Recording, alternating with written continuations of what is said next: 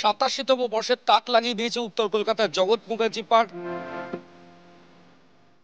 এই ফুলকুমারী হলেন আর্ট কলেজের এক মডেল।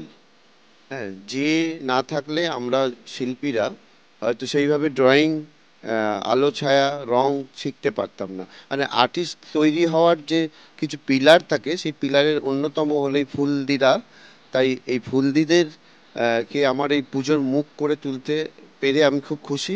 এদের জীবনটা না স্ক্যাটার্ড হয়ে যাওয়া জীবন, মানে সব কিছু ছড়িয়ে ছিটিয়ে রয়েছে, কিন্তু খুব কনসেন্ট্রেট করে যদি তুমি দেখো এদেরকে দেখতে পাবে। সেই জন্য এদের ছবিগুলোকে আমি ভেঙে দিয়েছি আমি।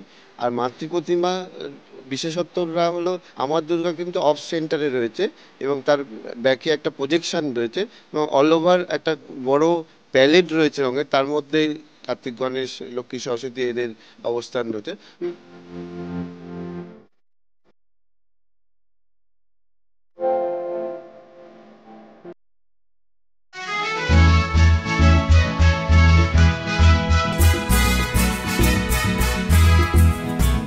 ভিড়ের টক্করে কলকাতার অনেক নামী পুজোকে পেছনে ফেলে দিয়েছে শ্রীভূমি স্পোর্টিং ক্লাব। থিমটাই এমন আছে যে থিমটা নিয়ে মানুষের উন্মাদনা থাকে। ডিজনি পৃথিবীতে অনেক জায়গায় আছে, অরল্যান্ডোতে আছে, সাংহাইতে আছে, আপনার প্যারিসে আছে, বিভিন্ন হংকংয়ে আছে। প্রচুর লোক ডিজনি নাম শুনেছে, ইউটিউবে দেখেছে, কিন্তু ডিজনি যেতে পারার সক্ষম হয়নি।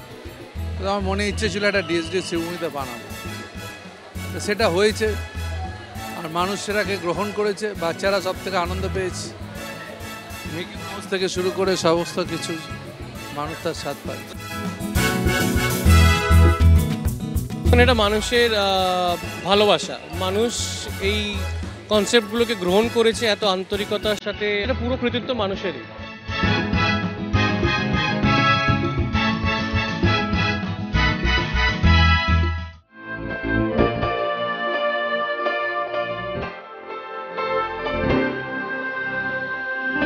কুড়িতম বর্ষে বরানগরের নপাড়া দাদাভাইয়ের সঙ্গে এবছরও চমক। চলতি বছরে তাদের পুজোর থিম প্ল্যাটফর্ম, অসাধারণ সুন্দর মাতৃ প্রতিমা। এখানে মাতৃ প্রতিমায় চমক আছে।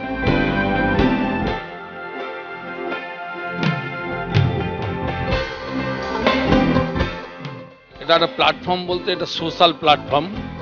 জীবন এবং জীবিকার স্বার্থে মানুষের বেঁচে থাকবার জন্য প্রত্যেকটি মানুষের জীবনে একটা প্ল্যাটফর্মের প্রয়োজন হয়। সেই প্ল্যাটফর্মটাই মানুষকে উপহার দেওয়ার, দর্শনার্থীদের উপহার দেওয়ার আমরা চেষ্টা করেছি। তবে আমাদের প্রতিমায় একটা বিরাট চমক আছে। অদ্ভুতভাবে অদৃশ্য হয়ে যাচ্ছে একটা প্রতিমা, তারপরে আরেকটা প্রতিমা সেই জায়গাতেই স্থানান্তর হচ্ছে।